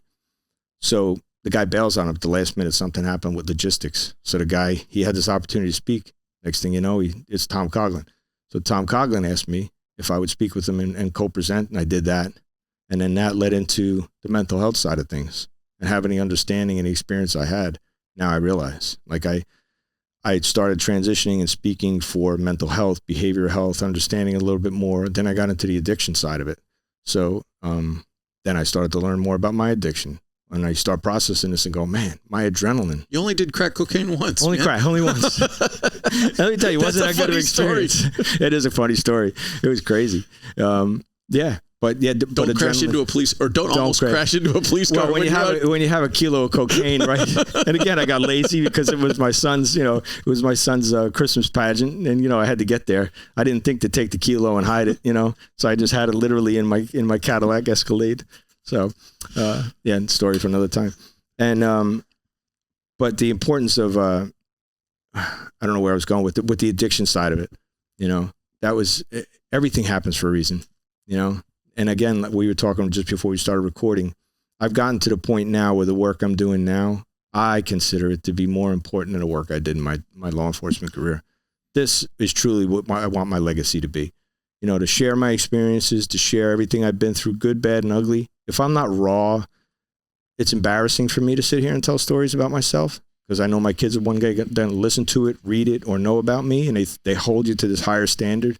But it is so important for me to process it and make my kids understand, listen, I know you see me as this big authority guy that's always going to protect you, but I'm human. I make mistakes. I'm hard on my kids like my father was hard on me, but not as hard. But I try to sit them down now and do things differently. And there's so much to be learned as first responders in that. So now I have the ability in the company, Lakeview Health. They actually hired us on to help them develop a first responder and veterans program. And how the veterans and first responders are just so much, there's so many similarities. Trauma is trauma, And then watching folks go through addiction, it doesn't matter if some lady broke her ankle when she was 12 years old. That was a traumatic event to her. And whatever happened to her knee or ankle along the way, she became addicted to pills. That's her story. It's no different. Addiction is addiction. It doesn't know, the painting changes, right? The landscape and the way that the picture is painted is different. The individual's in the picture, but addiction is addiction, and the treatment is the same. So it was important for me because so many guys think, oh, I can only be around other first responders that are being treated for addiction or treated for mental health. And just, mental health now, it used to be a bad thing, right? The stigma. Now it's more embraced. Thank God it is. Because now guys don't have to wait until they're on their way out the door to try to understand all this shit and trauma you've been through. Process it while you're on the job, identify it. So then it turned into our company that we work for. They allow us to do presentations where it's preventative awareness. Now when the guys who sit in front of them, I don't just tell you a war story. I tell you a story and go, hey, listen, this is what happened to me. This is how it wound up because I was so deregulated. My cortisol was pumping. What are you talking about? When you process it and they go, oh my God, I get it. I was feeling the same way. I thought it was just me. I was afraid to say something to my EAP or my lieutenant or my captain or my chief or my partner. I was afraid to tell him how I was feeling, so I just kept it to myself. So that's normal? Yeah, it's normal. You know, it's absolutely normal for you to feel the way you felt. You should, because if you harness it, you understand it and you process it, it makes you a better first responder. You know, the programs that we developed as these guys come through addiction, I can literally develop programs that train them to be better at communication, de-escalation. So when they come through our treatment, I don't want them to be drunks. I don't want them to be addicted to pills or, you know, alcohol or any kind of substance that's over the counter or illegal. I want them to learn how to mitigate it before, you know, so they can legitimately just enjoy their career and go out the way they came in. And I say it all the time. I want them to be the recruit after 25 years, whatever, 30 years, however long you stay on. I want you to be the same guy or girl you were as the candidate you got hired as. That's what you owe your family. The money's great and your retirement, your pension, you can plan all that. And it's wonderful that you do that. You should. But at the same time, it's your emotional intelligence. It's the emotional investment you make for yourself. There's nobody's going to invest in you more than yourself. So take the time to invest in yourself, because it means everything. You know, that's what the difference is. The difference is not just to collect a check. It's to live 25 years, 30, 40 years after you retire and pay it forward that way. You know, I always say at minimum, the first goal is to get as many years in retirement as you gave them. Heck yeah. That's your first goal. Heck yeah. Yeah. But we're the worst at it, you know, because as cops and first responders, we paint ourselves financially into a corner. When we can go out and make extra money, you can get a pay job. Oh, I spent $1,500 on air travel tickets and then a whole trip to Disney. I'm about $5,000 in debt. Now I got to go work 2 months of overtime. We can do that. But sometimes when you live on that extra money, oh, you know what? I want that beach house. You know what? I want that boat. You know what? My wife gave me the green light. I shouldn't really afford it. I got kids going to the college, but I wanted a convertible Camaro. I'm going to buy it. We're the worst at doing that and painting ourselves into a corner. And then the next thing you know, you're eating your gun. You know, and the stigma is it's not the proudest moment. I lost my brother. My brother used what was at one time his service weapon, took his life. You know, you don't want to. I experienced this job from every angle, and you can mitigate it. You can be the person. The job is going to change you. You don't have to be a dark, calloused, hardened individual. You know, you can take those things and still have tremendous empathy. You can still understand people culturally, religiously, you know, and all this stuff that's going on in the social discourse out there. You can still have a good understanding, and you could be that bridge builder. You know, it's funny because like the chiefs and the sheriffs that we deal with across the country, the chiefs will come to us and say, yeah, I get it what you're doing with the mental health stuff. I get it that you want to tell my guys and we don't have a problem. You don't have a problem. That's your first problem, right? But the way you sell it to them, and it's not even selling it to them, it's like, look, if I come in and do a training or a speaking engagement, I could help you. What if as a chief, I told you I could reduce your use of force, your demeanor complaints, your community, you know, interaction? How about I make something positive out of that? Are you invested in it now? Oh, hell yeah. Because it's just, you're invested in it for you. How about investing in it for your personnel? You know, but this new generation coming up, these younger chiefs, these younger sheriffs, they get it. They get it. And there's this spark now with mental health. And it hit at the right moment. I've been doing it for about 7 years now, 6 or 7 years. And the landscape has completely changed. Where, thank God, we're given, because what was given to me by the Bureau and that whole safeguard and the mental health check will now be given to all first responders. It's just a matter of these guys have to invest in themselves to want it. You know? You got very lucky because you hit on it in the book, literally at cliffs with your wife, where she was basically like, hey, you need to choose either this investigation or your family. And I'm putting an overgeneralization on it. Talking to those young officers that are going deep into these undercover positions, from your experience now, if you were starting this investigation today, what might you do differently related to your family and you? I would probably try to balance it a little better. I probably would have been up. I don't know, because I didn't know where this case was going to go, this case in particular. But looking at all my other cases, I probably would have had a work-life balance, like personal life and work life, a little bit of a better balance. I would have taken a little bit more time for myself and for them. You know, I took as much time as I could. I look back and I spent as much as I could. I can't say I was blessed, but my kids from my first marriage, I I was forced, right? Not forced. I love spending every waking moment, but thank God I had that structure of having them every other weekend or every, during 2 days during a week or whatever the schedule was, because it held me. I could never do to my kids what I had done in my personal relationships with women. Hey, listen, I'd love to see you tonight, but I can't because I have to go do this special thing. I wasn't able to do that with my kids, and that's a blessing for me, because I never missed a moment when it came to my kids. But at the same time, there were so many birthdays, holidays spent in my undercover cars, spent in my G ride, my government cars, where my kids are opening their presents and I'm blowing out a candle on the console, and I carried that for years. But now that my children are older in their 20s, I say to them, guys, I'm so sorry, for what I did, I have a lot of regret, and they know. Some of my kids have read the book, and I apologize with regret. And they go, Dad, are you kidding me? We still laugh about that. It's still some of the greatest memories we have. So again, the communication end of it, my family, I wish I communicated more because I carried so much guilt around for so long. It wasn't until I started doing the work I'm doing in the field to understand it, to say, man, if I just had said to my kids earlier, if I said to them 5 years ago, I'm sorry, I wouldn't have been carrying this shit around for the last 5 years, So I've learned things. So I really wouldn't change too much. I probably would have paid a little more warning to what my wife said, but I knew it was coming. When she said it to me, I knew it. I knew there was a chance that it was going to end that way. But again, we agreed to lay our life down. Any soldier would tell you that. Any law enforcement officer. You go into a school and there's an active shooter. I don't have him looking in your eyes. I don't have a second of doubt, that you're not going to sit there and not step in the way, right?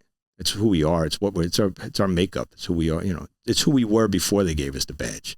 The badge does not define the men and women that we are.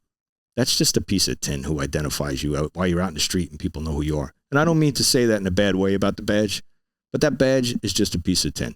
It shouldn't define you. It should not define the person that you are. You make the badge. The badge shouldn't make you. Well said. Well said. So, but again, it's when you have that kind of authority, and it kind of spills over to the kids. I do a lot of focus when I speak. I speak as a child of a first responder, but I also speak about my experiences with my kids, and when they're calling and they're asking for your attention, dude, I know you just did a double and I know you're sleeping on a couch and I know but when your kids can't listen, active listening is everything. Active listening is great in undercover world and a covert world and in the street, but it's also applicable to at home. You need to be active. The things you do at home, they're telling you. Your significant other is telling you you've changed. You're just getting pissed off and burning that relationship to the ground because they're right. You've changed. You're not the person you used to be. Nobody wants to hear that. But the writing's on the wall. When you're hearing these things, it's time to start opening your eyes and paying a little bit more attention. If your kid has a behavioral issue or something's going on, you need to take a pause from the job and you need to pay attention to what's going on at home.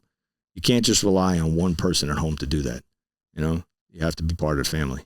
And it's easy to check out. It's easy to check out when you're in this. It's easy to have an escape clause, right? It's easy to hit a button and say, oh, I'd love to talk to you about this more, but I got to go. I'm going to make some extra money. I took an overtime job or I got stuck at work. I'm overtime. Meanwhile, you're not working overtime. You're in the pub.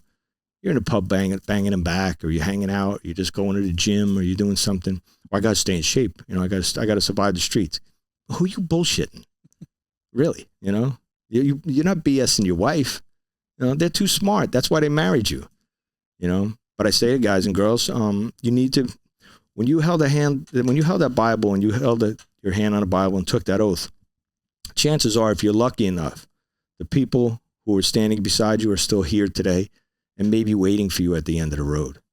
They were there with you from the beginning, and they need to be there at the end. And if there's your parents holding a Bible and they're long gone, or if they passed or not in your life anymore, you still have an obligation to be the person that they raised, right? And be true to yourself. Don't let this job change you. It's a great job, but it'll eat you up if you let it, right? Any more books planned? So I've done some talk about writing one on the mental health, the darkness and the shadows. There's a lot of things I learned about myself. Some of it we talked about here, and I think it's important to have that in writing where guys and girls can pick it up and read it, especially watching my brother go through what he did and take his life. I just want there to be something where, guys, you have to realize you're not the only one.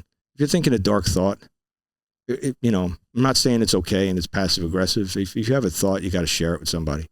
So that's my drive now. So I think about it, but it's a lot of work, you know. And the Bureau was kind enough to cut 100 pages out of this book.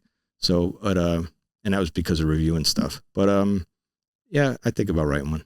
Not to use a cliched pun, but it'd be a good bookend, because somebody could read about all that you did undercover, but you could also completely expose, because you do expose quite a bit of the personal side and how this impacted you, but a book completely dedicated to the mental health component, the taking care of yourself, take care of your family, would be a great compliment. And I would look forward to reading it and maybe even having you back and talking about it. Yeah, absolutely. Thank you. I appreciate it. You know, and again, the work I do with the mental health side and the addiction and behavioral health is everything, because I'm not just sitting there mentoring people and just spewing my nonsense. It helps me every day. Talking about it, this is sitting here with you is therapeutic. You know, we make a joke and say it's car-to-car therapy. You know what car-to-car therapy is? For those who don't know, it's when a car, you know, when you see two cops and you drive by them and they're sitting in the parking lot of a church and window to window, that's car-to-car therapy. We're good with talking to each other about it, you know, because I know whatever I say to you, you're going to take it to your grave, right? But we need to do that a little more outside the job. I think it makes a big difference. So, but I appreciate you spending time to highlight the trauma of my wife and the trauma of the family and the 9/11.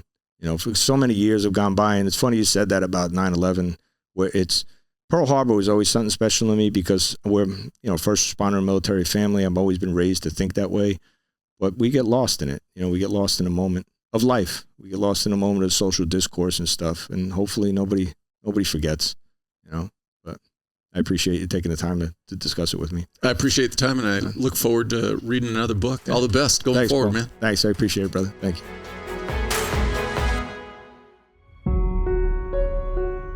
I appreciate you watching. But before you go, if you like the video, please hit that subscribe button. Also, any comments are appreciated. Thank you.